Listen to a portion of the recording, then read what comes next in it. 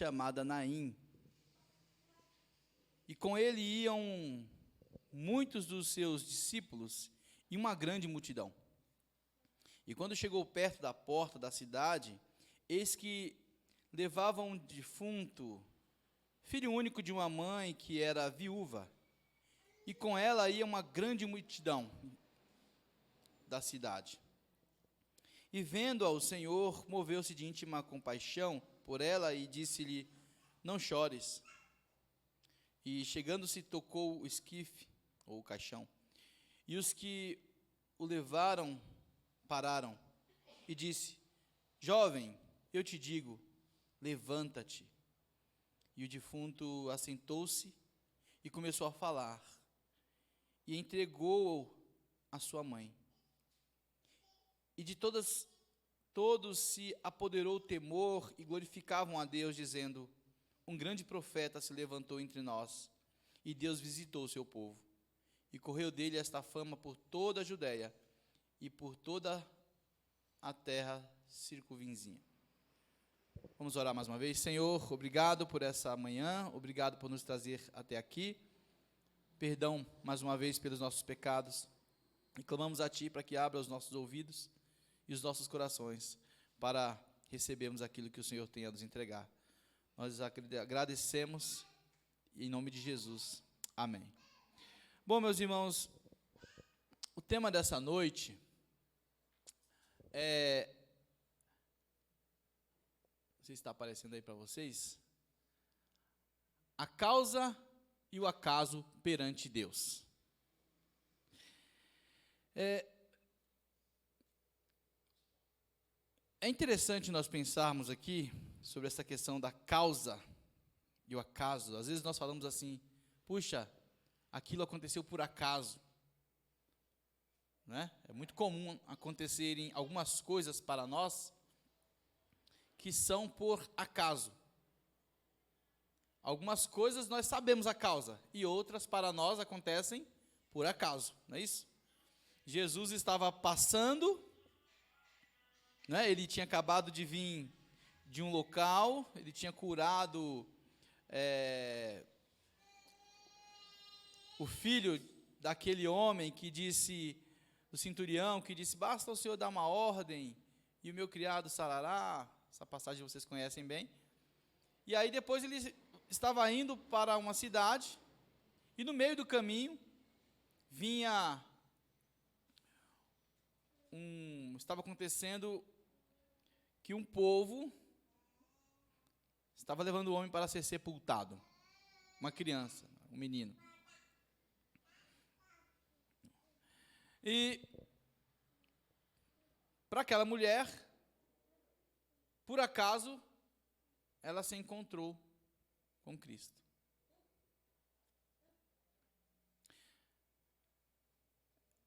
Vejam bem, uma vez eu estava trabalhando em um local e recebi a incumbência de ir a um determinado local.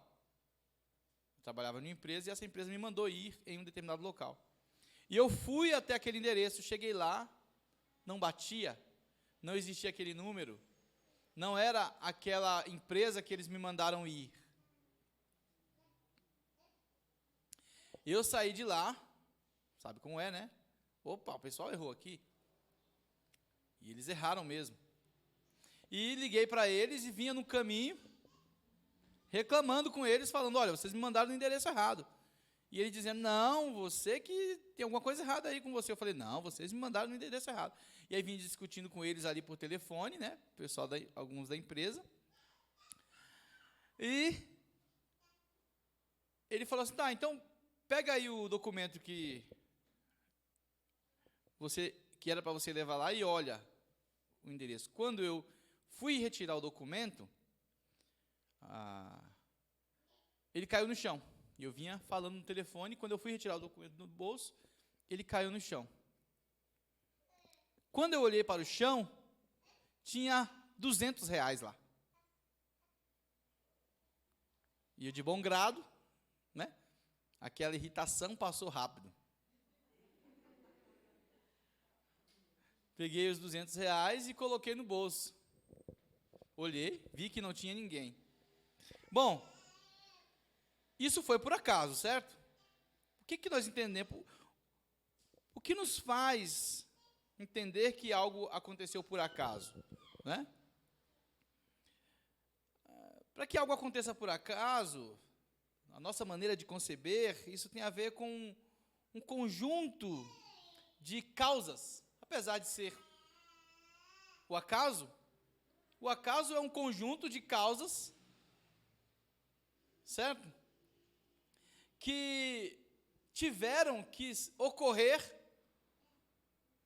para que algo acontecesse.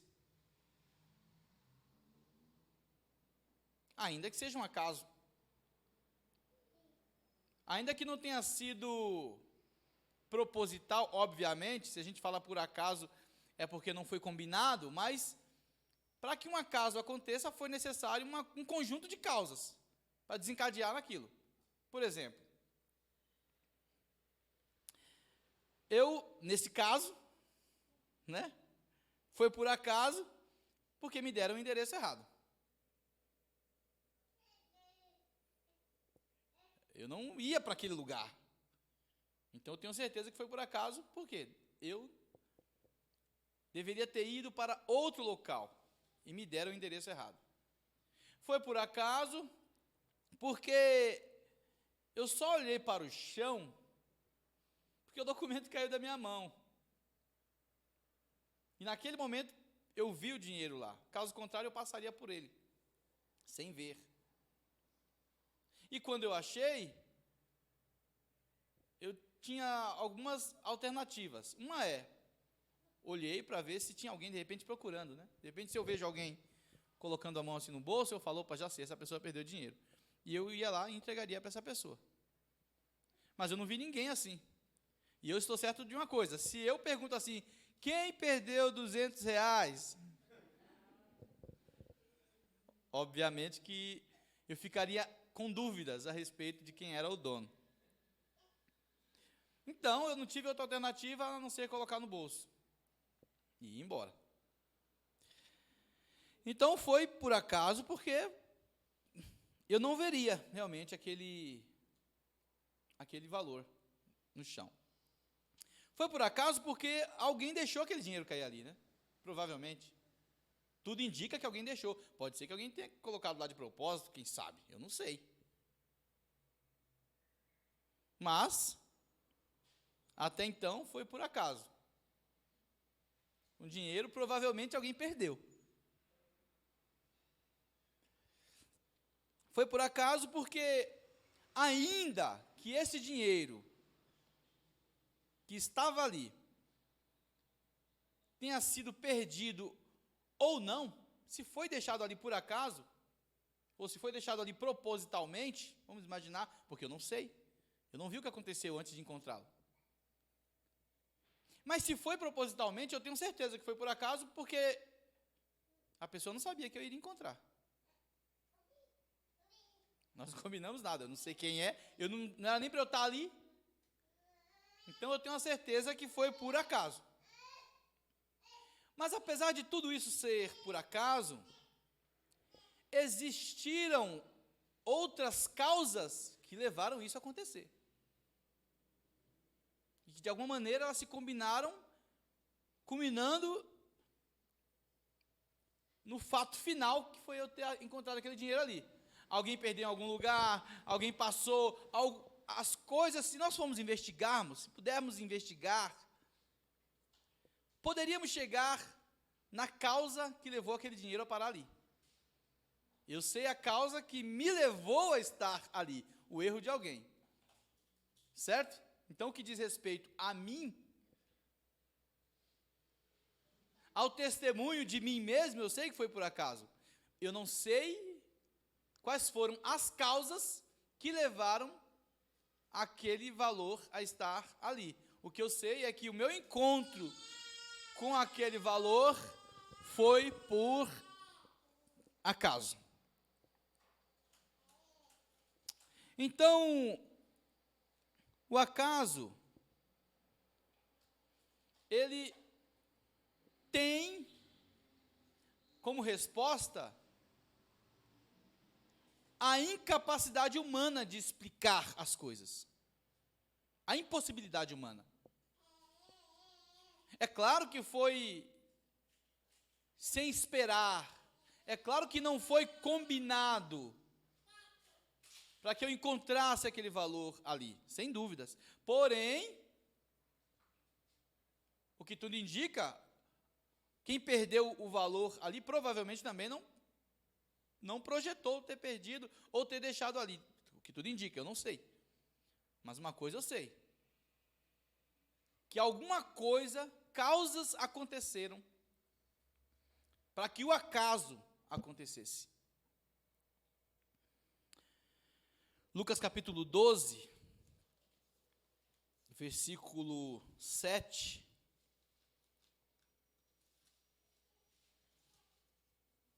Diz assim, eu não vou ler o texto inteiro.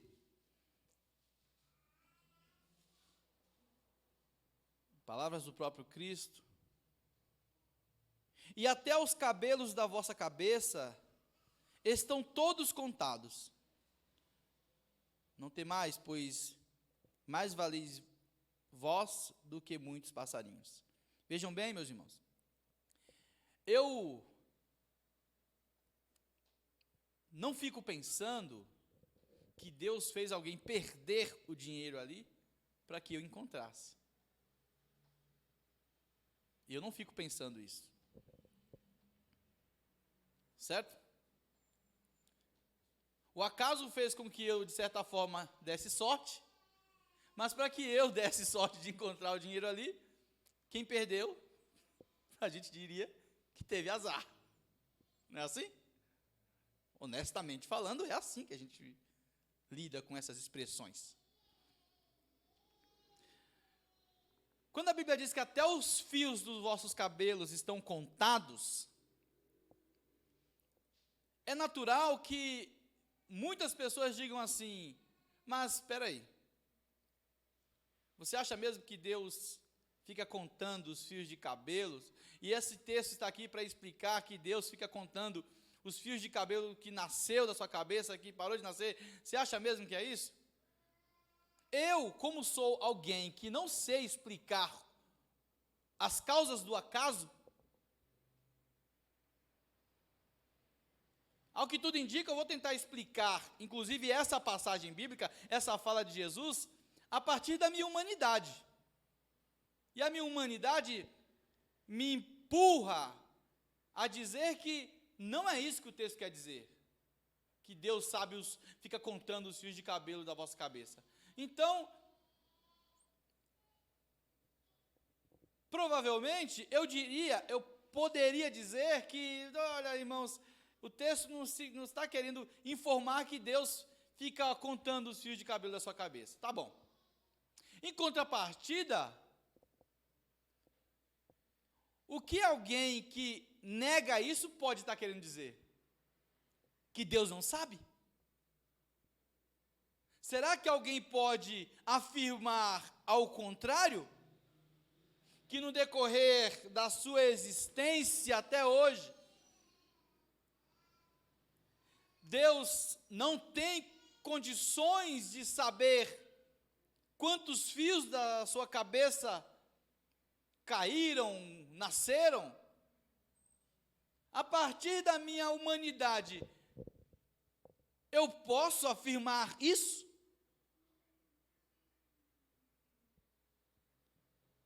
Quando eu digo que não é isso que o texto quer dizer, provavelmente o meu desejo, o meu interesse é falar, isso não são coisas relevantes para Deus. Em contrapartida, eu preciso tomar cuidado se, quando eu digo que algo não é relevante, é baseado em quê? E o que eu estou querendo afirmar? Que Deus não sabe? Que Ele não tem o número na sua mente? Quem sou eu para fazer essa afirmação? As explicações do acaso, elas têm a ver com a minha incapacidade de explicar a cadeia de acontecimentos que vão sendo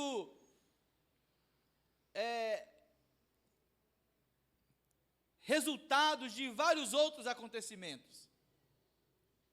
Mas esse é o acaso para mim. O acaso é aquilo que eu não sei explicar. É mais ou menos assim, não era para acontecer isso. Ninguém tinha combinado, mas culminou que na mesma hora duas coisas se colidiram, porque, sei lá, é o acaso. Bom, vejam que Jesus estava passando naquele lugar, indo para uma cidade, e parece que por acaso ele encontrou uma multidão de pessoas indo sepultar um menino. E ele para e diz: mulher, não chores. Ele toca no esquife, no caixão, e ele ressuscita aquele menino e entrega para a sua mãe. Meus irmãos, Cristo é aquele que ordena e o mar obedece. Ele é aquele que ordena e tudo para, o vento para.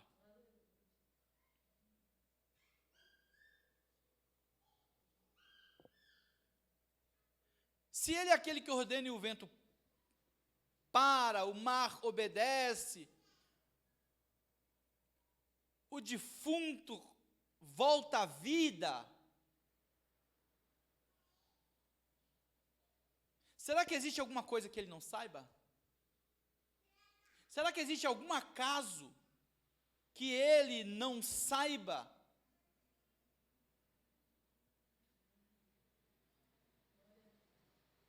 O acaso diz respeito a nós ou diz respeito a Deus?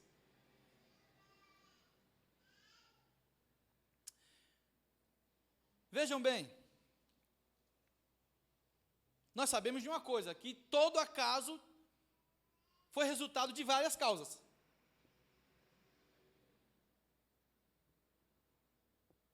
Certo? Nós não sabemos explicar. O que nós não conseguimos compreender, o que nós compreendemos é que não foi combinado para que aquilo acontecesse, mas aconteceu. E aí nós vamos investigando e encontrando as causas. Que muitas vezes nós percebemos que não havia nenhum tipo de diálogo antecipadamente para que aquilo ocorresse. Mas será que Deus não sabe disso? Será que nós podemos afirmar, dentro desse mistério chamado acaso, que Deus não saiba?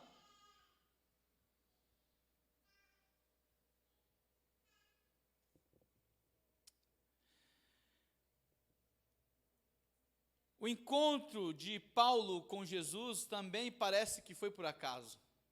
Paulo estava simplesmente com outro objetivo, indo para perseguir a igreja de Cristo, e no caminho, Cristo encontra com Paulo. Não foi Paulo que foi encontrar com Cristo, foi Cristo que encontra com Paulo. Moisés, ele estava caminhando, ele não estava indo orar, buscar a Deus, coisa nenhuma. De repente ele tem uma visão, e por acaso ele vira para ver que havia uma chama, uma sarça que se queimava, e aquela sarça não se consumia, e ele foi até lá e Deus fala com ele.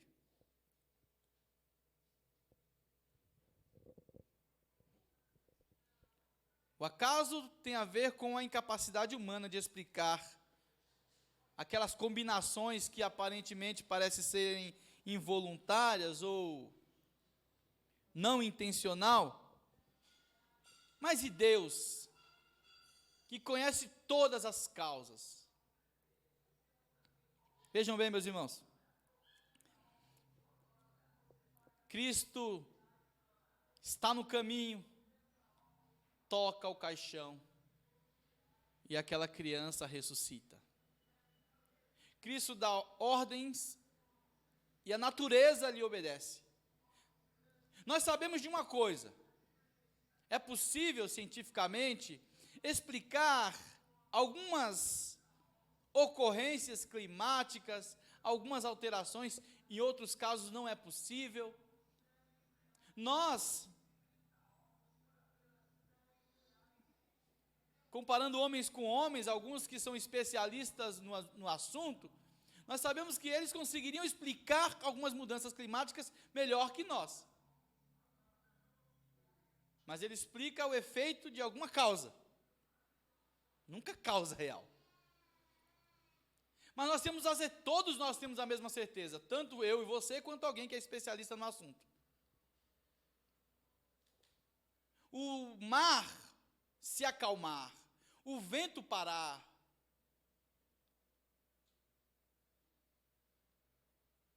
não tem nada a ver com ordenação humana. Todos nós temos certeza. Nós não precisamos que nenhum cientista nos diga assim: olha, se você falar, o vento irá parar. Se você der ordem, o mar agitado se acalma. Nós sabemos que isso não tem nada a ver conosco. Nós sabemos também que uma pessoa morta,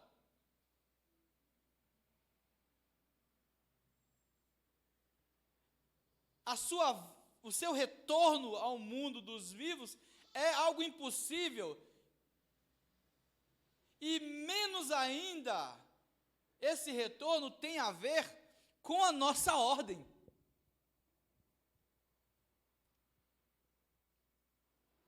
Nós temos experiências na vida de que alguém que morreu, vai embora, o seu corpo se decompõe, por isso ela precisa ser enterrada. E nós temos a certeza de que não é a ordem humana que faz com que esses corpos voltem à vida.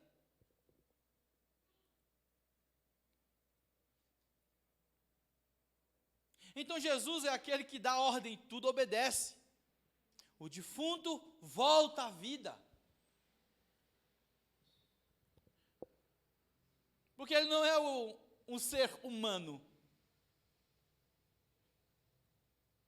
Se algum de nós orarmos por alguma pessoa que faleceu e essa pessoa voltar à vida, isso não tem a ver com o nosso poder. Isso não tem a ver conosco. Porque nós estamos dentro da cadeia dos mesmos efeitos. Um jarro, quando cai no chão e se espatifa, você pode pegá-lo e tentar colar, ou tentar esfareá-lo todo novamente, e misturar com água, enfim, fazer uma argila e refazer aquele jarro de barro. Porque você é um ser humano que sabe como a coisa funciona. Mas um outro jarro não faz um jarro quebrado voltar à vida. Sendo assim, nós não conseguimos fazer um morto ressuscitar. Isso só é possível se houver a ordem da causa.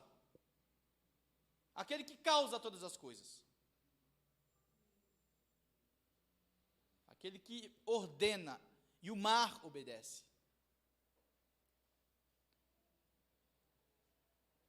Aquele que tem o poder em suas mãos. Autoridade.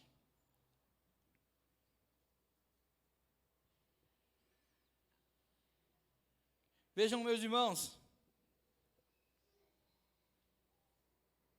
por mais que você não entenda do assunto, você tem a certeza de que as mudanças climáticas não têm a ver com a nossa fala.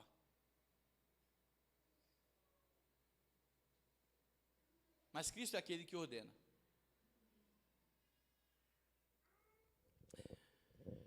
Muitas de nossas dores,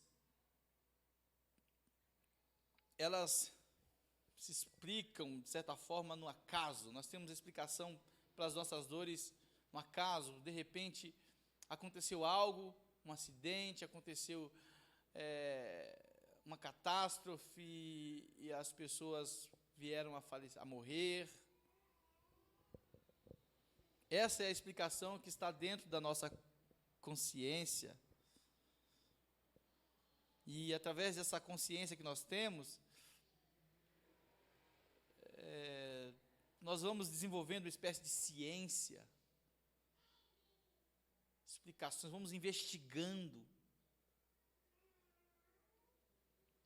causas e causas e causas para perceber que por acaso alguma coisa aconteceu, mas eu reforço, todo acaso, de alguma maneira, você encontra uma causa se houver a investigação.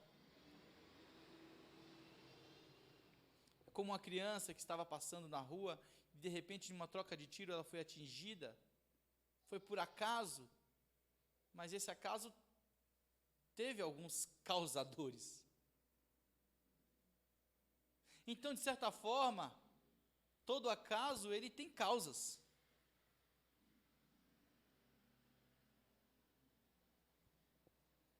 Ainda que nós não consigamos explicar.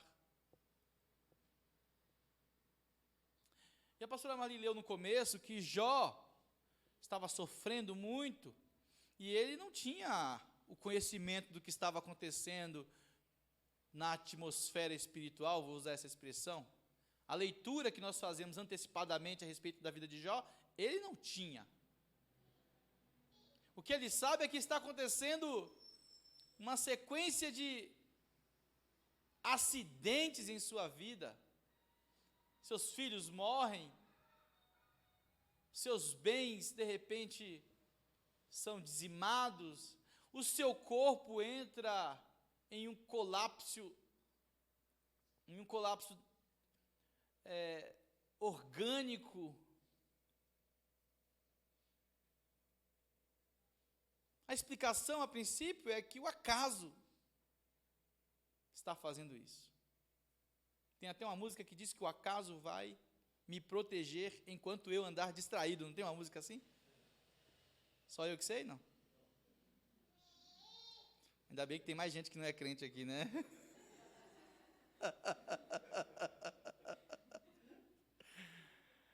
Mas a verdade é que como é que o acaso vai nos proteger?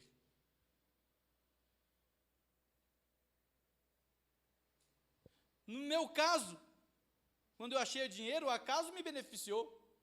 Mas para quem perdeu, o acaso prejudicou.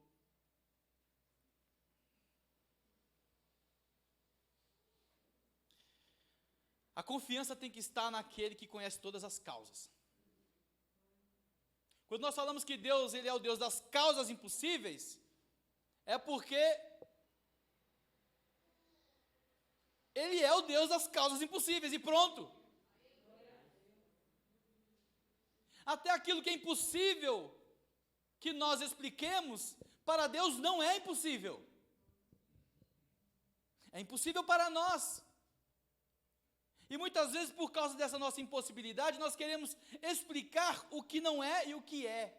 Ou a ausência de Deus para algumas coisas, nós não deveríamos fazer isso. Nem mesmo para tentar aliviar a dor das pessoas. O que nós não sabemos, nós devemos simplesmente nos calar e pedir em Deus conforto e refrigério. E não tentar responder por Ele, porque nós achamos que temos mais sensibilidade pelos seres humanos do que o próprio Deus. Vejam, meus irmãos, todo tipo de explicação que nós lutamos para trazer aos homens, ela tem como consequência a nossa essência breve. Nós somos seres que, após o pecado, passaram a ser essencialmente breves. Existe um tempo, nós vivemos dentro da dimensão da brevidade. E não da eternidade.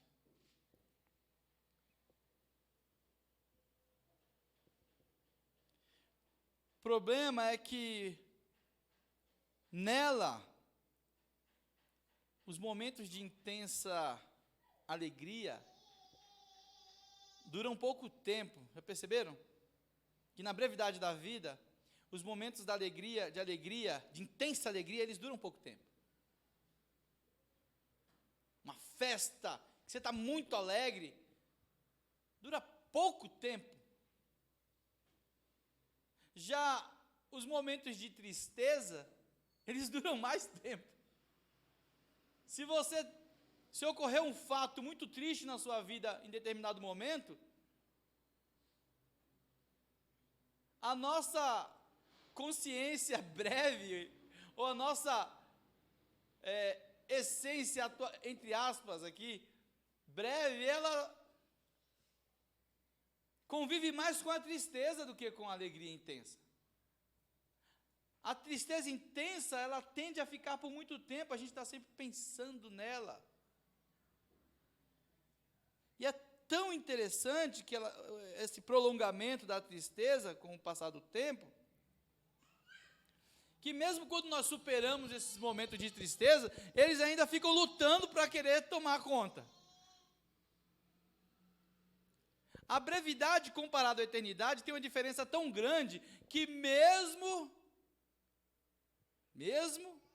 quando você viveu os momentos de intensa alegria e você lembra dele, é possível você sentir tristeza ao lembrar-se dos momentos de alegria. Isso já aconteceu com você, mas é muito normal a gente ouvir isso. A pessoa fala assim, me deu uma tristeza quando eu lembrei daquele momento de alegria.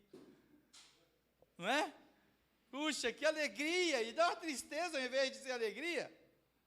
Então vejam bem, na brevidade da vida, a tristeza, ela tem mais força. Ela tem mais poder. Isso tem a ver com o que Deus disse lá para Adão no começo. No dia que comeres, certamente morrerás. Entrará aí no teu ser algumas realidades, vou usar aqui, abro aspas, eternas, ou seja, no sentido do teu período de existência, enquanto você existir, haverá algumas realidades que antes do pecado não existia. Quando Adão está só, não é Adão que pede a Deus, que relata que está só, é Deus que diz, Adão está só, não é bom que o homem esteja só. Mas Adão estava muito feliz, não porque não existia a mulher. Ele estava muito feliz porque ele tinha Deus com ele. Poderia ser o inverso também, a mulher teria sido criada primeiro, depois o homem, e estaria feliz da mesma forma, porque teria todas as suas necessidades supridas em Deus. Mas é Deus quem diz, não é bom que o homem esteja só. E ele diz porque ele diz, ele não disse porque alguém o aconselhou. Alguém olhou para o homem e falou assim, Deus, olha só, eu estou achando ele triste, viu? Não. É decisão de Deus, é Deus quem sabe o que é melhor, e até o que o homem não sabe, Deus sabe. Pastor, como é que Deus vê tudo isso? Ah, meu irmão, é que eu respondo. Esses mistérios eu não sei nem explicar como é que eu achei aquele dinheiro ali naquele lugar. Só sei explicar o caminho percorrido até eu encontrar, mas o que aconteceu para que eu encontrasse, eu não sei explicar. Agora imagine eu tentar explicar por que Deus faz as coisas e por que Ele não faz. Por que Ele sabendo, por que Ele não sabendo, por que Ele reage, por que Ele não reage, eu? Algum ser humano?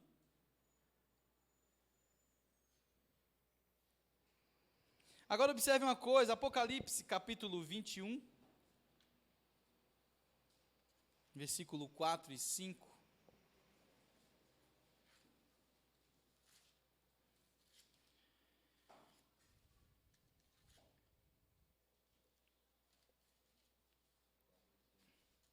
Apocalipse 21, 4 e 5.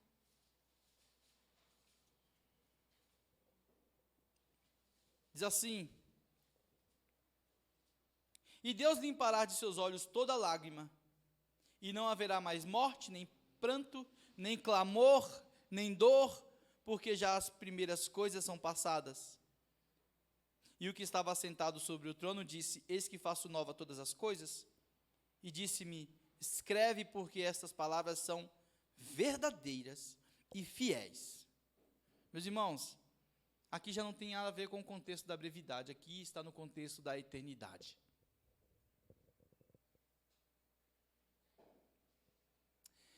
Observe que no contexto da brevidade, nós sofremos, e a tristeza, ela parece ser uma característica do homem, ou uma companheira mais fiel, que o homem não gostaria, mas que ela insiste o tempo todo. Ainda que você tenha vivido muitos momentos de alegria ou muitos momentos de tristeza, parece que a tristeza predomina.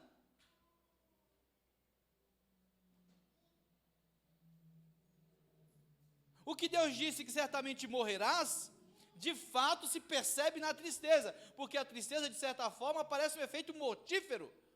A gente se encolhe, a gente não consegue ser o que nós gostaríamos de ser, nós não queríamos ter aquele sentimento. Essa é a verdade. Isso tem resposta no contexto da brevidade, o pecado.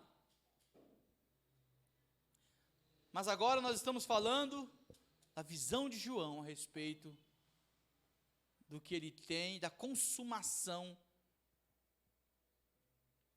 não só da saída do homem da terra, não só no que diz respeito a ele não morrer mais aqui fisicamente, porque aqui o contexto já é de homens que já não morrem mais.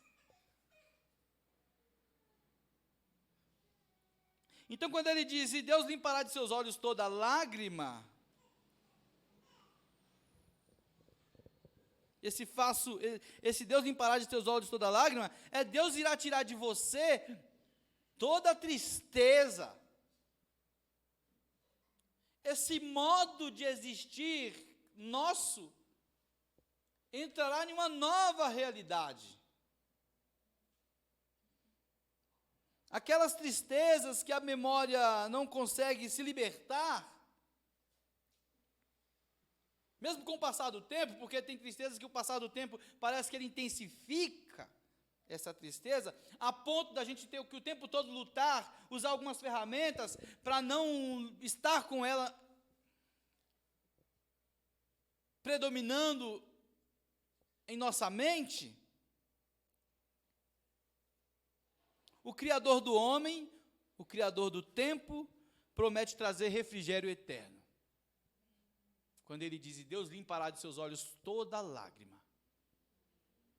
Aquilo que é impossível para nós, para ele, é totalmente possível.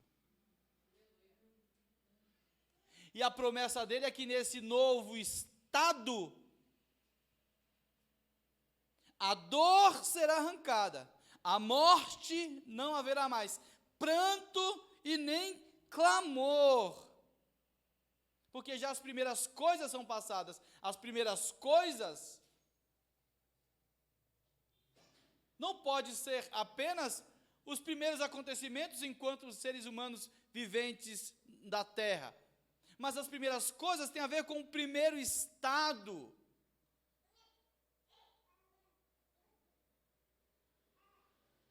O primeiro ser.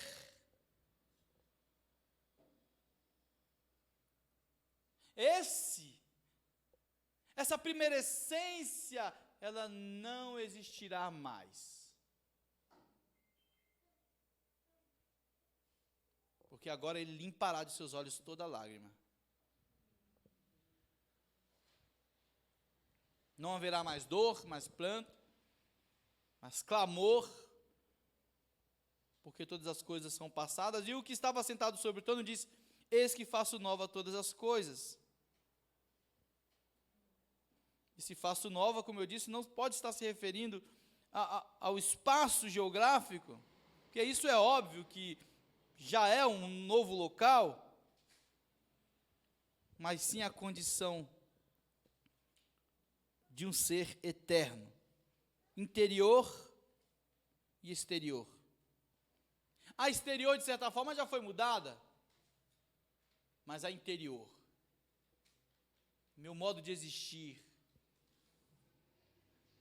a luta que eu tenho com a minha memória, ainda que eu seja um vencedor, no sentido de alguém que luta com a minha memória, mas não haverá mais a luta, não haverá mais essa força exterior predominante, porque ela diz respeito ao ser breve.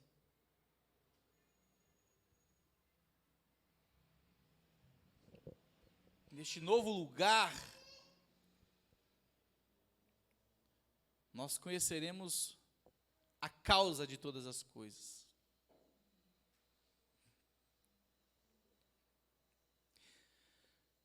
Quando eu digo que nós conheceremos a causa de todas as coisas, eu não estou dizendo que nós vamos ter a explicação de tudo, porque eu não posso garantir isso, mas o que eu estou dizendo é o seguinte: nós teremos a certeza de que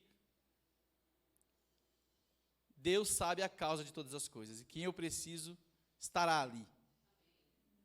A minha segurança será total. A minha felicidade será total. A minha alegria será total. De maneira que, ainda que eu, no decorrer do caminho, eu precise ser curado diariamente, eu serei curado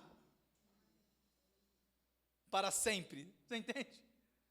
Uma coisa é você passar por um processo cirúrgico aqui na terra, em que você precisa remover algum tipo de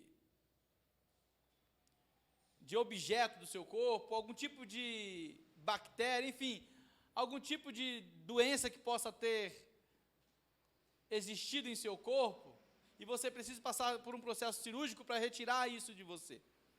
Você retirou, mas aqui você pode novamente se submeter a isso. Não é?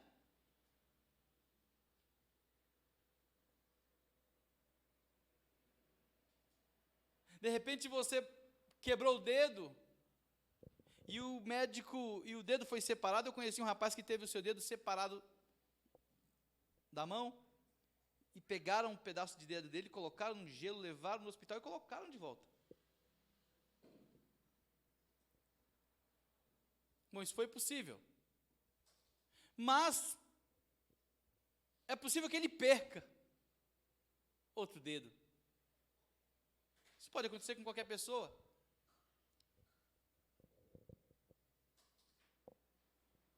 Mas no contexto da eternidade, não. Aquilo que foi retirado não voltará mais. Porque nós somos seres eternos. Lugar eterno. E quando o Senhor diz: vinde a mim todos vós que estáis cansados e sobrecarregados, que eu vos aliviarei, é uma promessa que só Ele pode fazer. Uma promessa de alívio já começando aqui, no contexto das coisas passageiras, mas que será consumado em um local,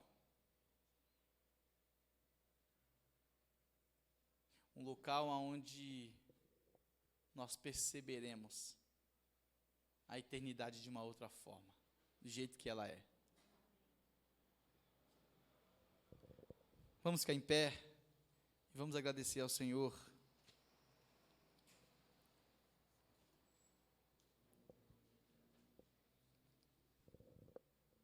Pai querido e santo, obrigado pelo teu cuidado, obrigado pelo teu amor e pela tua proteção. Eu te agradeço pela vida de cada irmão. Aliás, eu te agradeço por tudo o que aconteceu na minha vida. Eu sei, Senhor, que no decorrer da vida tem tantas coisas que eu preferia que não tivessem acontecido. Sei também, Pai, que todo ser humano provavelmente falaria a mesma coisa que eu. Nós somos assim. Mas eu sei que não existe nada que esteja distante, fora do teu alcance.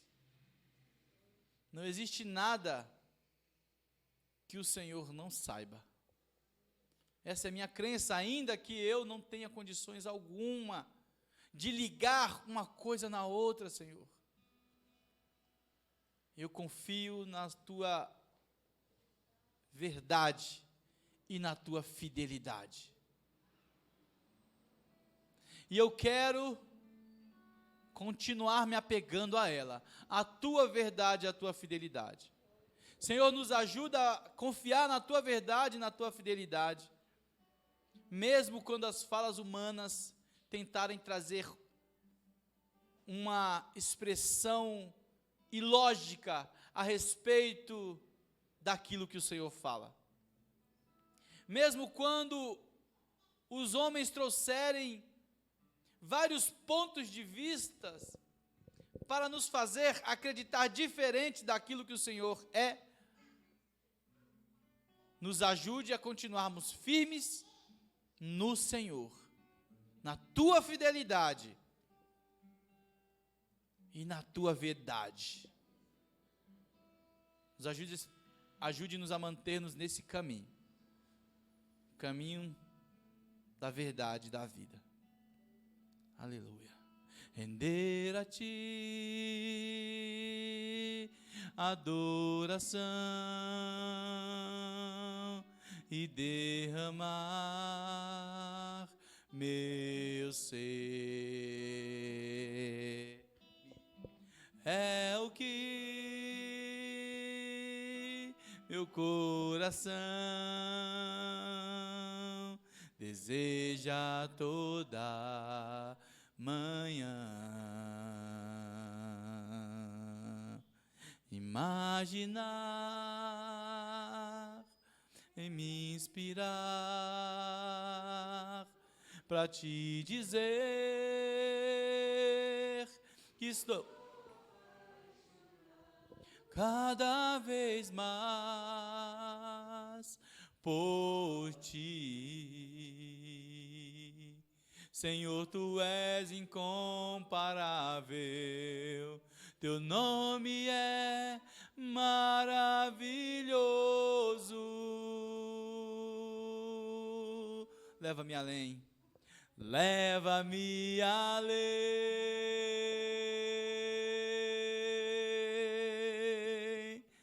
leva-me além.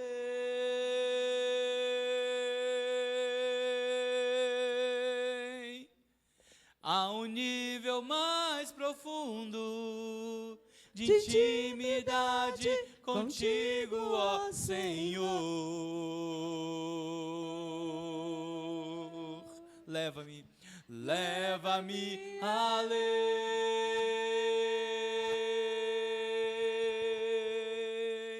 leva-me além.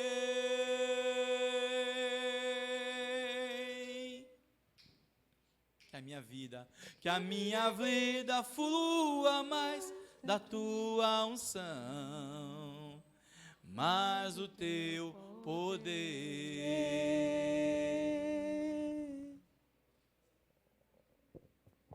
Aleluia. Glória a Deus. Vamos aplaudir o nome do Senhor.